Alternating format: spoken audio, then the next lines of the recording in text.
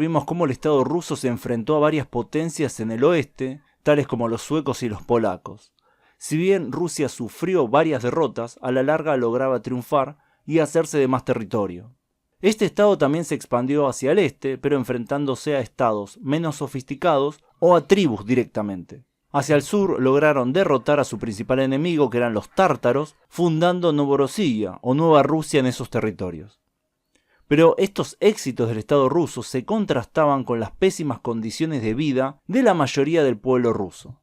Recordemos que la mayoría de ellos eran siervos que casi no tenían ningún derecho y estaban sujetos al mandato de los nobles terratenientes. El único grupo social con un tamaño significativo que logró escapar a tal sometimiento fueron los cosacos.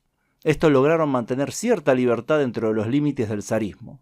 Su rol como fuerza militar en las distintas guerras en las cuales se involucró Rusia reforzaba este estatus. También había campesinos libres, pero eran pocos numéricamente.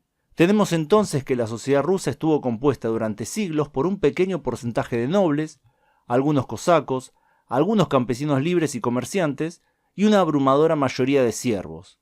En este contexto es entendible que haya habido una serie de rebeliones y levantamientos campesinos.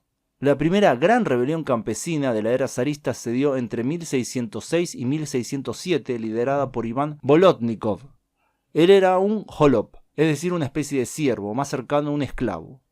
Logró escapar de su condición y luego de varias peripecias terminó a cargo de una pequeña unidad de cosacos a la cual se le fueron uniendo otros holops, campesinos vagabundos y otros a los cuales le prometió destruir a la clase gobernante. Al mismo tiempo hubo otras rebeliones en Rusia, por lo que sus fuerzas llegaron a asediar Moscú. Tal era el estado de las cosas en esa época que incluso se le unieron miembros de la baja nobleza y también algunos jóvenes nobles. Bolotnikov terminó derrotado por la mala organización de sus fuerzas y los numerosos desertores. Fue ejecutado el 18 de octubre de 1608. La siguiente gran rebelión campesina se dio a fines de ese siglo entre 1667 y 1671, liderada por Stepan o Stenka Razin. Era de origen cosaco y la rebelión que lideró se oponía al sistema zarista. En Astrakán proclamó la abolición de la esclavitud, el principio de igualdad y el fin de los privilegios. Entre sus filas se contaban, aparte de los cosacos y campesinos, también algunos tártaros y los viejos creyentes, que eran cristianos ortodoxos de etnia rusa que no habían aceptado la reforma de Nikon y eran perseguidos por el Estado ruso.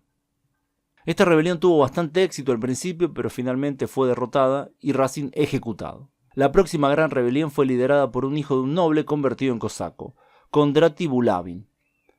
Esta se dio entre 1707 y 1708. Bulavin protegió a los siervos huidos que eran perseguidos por los nobles. Estos querían atraparlos y obligarlos a volver a trabajar para ellos. Este gran movimiento de población campesina escapada se había acrecentado debido a las reformas sociales y políticas de Pedro el Grande, así que había un descontento generalizado tanto por razones religiosas en algunos sectores y por razones sociales en otros. Esta rebelión fracasó también y Bulavin fue ejecutado el 7 de julio de 1708. La última gran rebelión campesina fue el levantamiento de Pugachov. Esta se dio entre 1773 y 1775. El levantamiento logró consolidar el apoyo de varios grupos, incluyendo los campesinos, los cosacos y los viejos creyentes. En un momento dado, su administración reclamó el control de la mayor parte del territorio entre el río Volga y los montes Urales.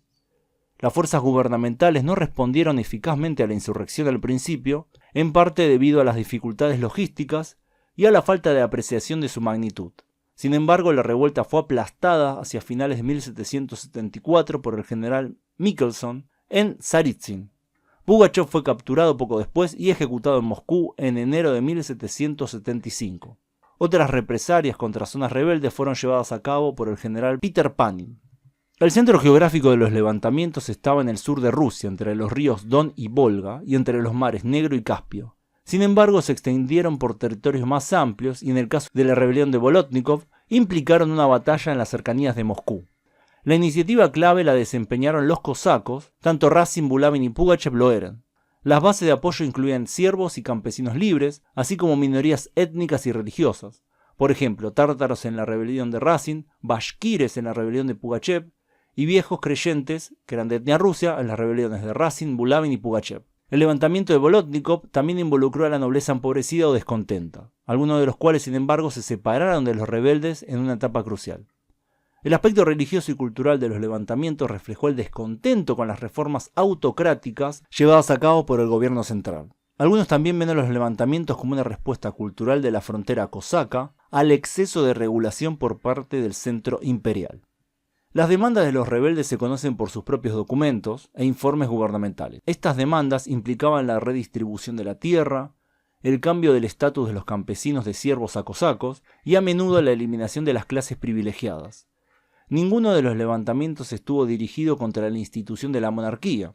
Algunos rebeldes se aliaron con aspirantes al trono, mientras que Bulavin y Pugachev reclamaron sus propios derechos al cetro del zar. En los territorios ocupados por los rebeldes, los campesinos fueron declarados libres de servidumbre y deudas, y se decretó un autogobierno al estilo cosaco. Los levantamientos se caracterizaron por un gran número de víctimas y brutalidad en ambos bandos. Todos ellos fueron reprimidos violentamente y sus líderes ejecutados. La rebelión más famosa, que fue la de Pugachev, se distinguió por el hecho de que su líder afirmaba ser el zar Pedro III. Este zar en realidad había sido asesinado una década antes, en 1762, en un golpe de estado que llevó a cabo su esposa, Catalina II. Pugachev emitió su primer manifiesto en esta capacidad en septiembre de 1773. Prometió devolver a los campesinos la libertad que se les había robado, convirtiéndolos en cosacos. El ejército de sus seguidores contaba con unas 25.000 personas.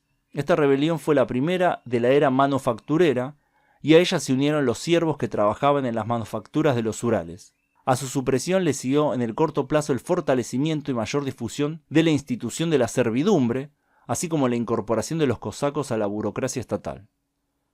Durante el siglo que le siguió, es decir, el XIX, los levantamientos campesinos nunca alcanzaron la escala de guerras. Podemos decir entonces que la mayoría del pueblo ruso tuvo una relación ambivalente con el Estado ruso durante todo el zarismo. La condición de siervos de esa mayoría limitaba seriamente su desarrollo en todo sentido. Además, eran los que más sufrían las crisis económicas, los desastres naturales y el peso de reclutamiento para las interminables guerras de expansión.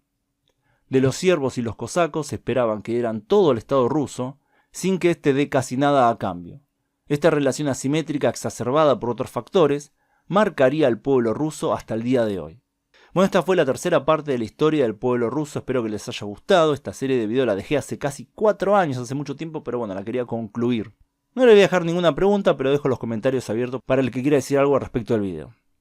Gracias a todos y especialmente a quienes colaboran con el canal en Patreon, donde pueden acceder a contenido exclusivo, además de aparecer en los agradecimientos de los videos de este canal y mi otro canal, Megavisión Mundial. Nos vemos pronto, saludos.